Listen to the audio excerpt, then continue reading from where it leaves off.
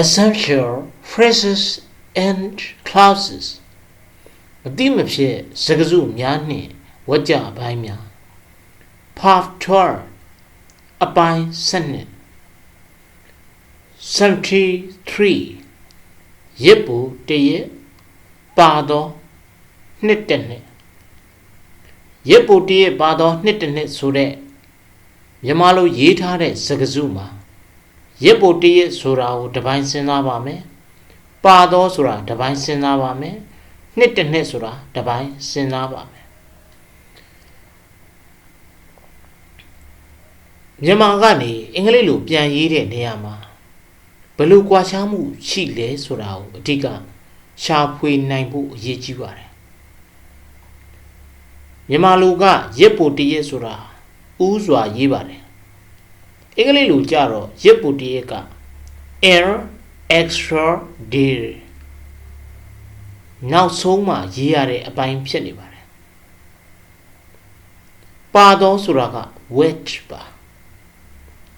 နှစ်တစ်နှစ်ကတော့ a year ဖြစ်ပါတယ်ဒါကြောင့်မြန်မာလိုရေးထားတဲ့စကားစုမှာ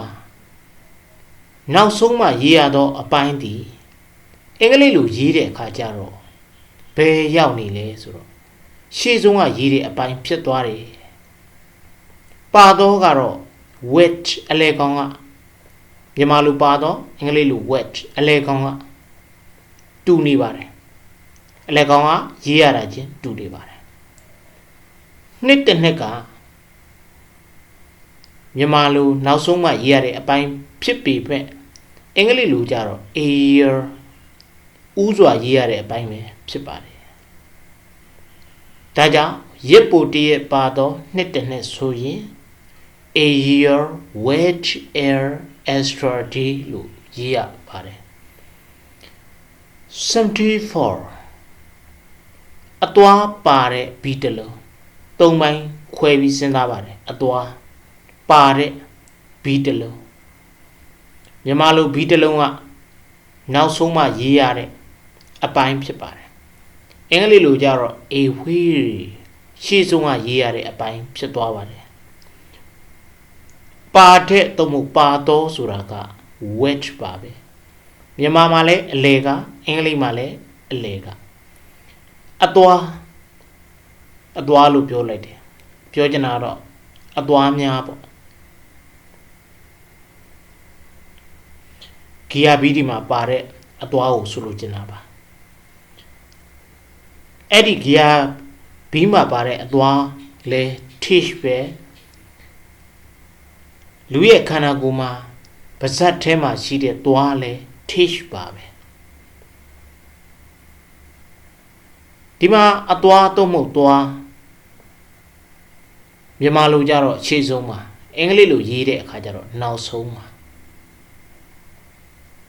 ပါတဲ့မြန်မာလိုအလဲကောင်ကရေးရတဲ့အပိုင်းအင်္ဂလိပ်လိုလည်းအလဲကောင်ကရေးရတဲ့အပိုင်း wet ဘီတလိုမြန်မာလိုနောက်ဆုံးမှရေးတဲ့အပိုင်းအင်္ဂလိပ်လိုကြတော့ရှေ့ဆုံးမှာရေးရတဲ့အပိုင်း a way ဒါကြောင့်အသွားပါတဲ့ဘီတလုံးဆိုရင် a way wetish 75ရီမန်းချက်မရှိသောလူတစ်ယောက်သုံးပိုင်းစဉ်းစားပါတယ်ရီမန်းချက်မရှိသောလူတစ်ယောက်မြန်မာလိုနောက်ဆုံးမှရေးရသောအပိုင်းဒီအင်္ဂလိပ်လိုကြတော့ a faster ရှေ့ဆုံးမှရေးနေရပါတယ်မရှိသောကဝရမြန်မာလိုအလဲကအင်္ဂလိပ်လိုလည်းအလဲကရီမန်းချက်မြန်မာလိုကရှေ့ဆုံးကအင်္ဂလိပ်လိုကြတော့ ambition ရီမန်းချက်ကနောက်ဆုံးရီမန်းချက်မရှိသောလူတစ်ယောက်ဆိုရင် a person without ambition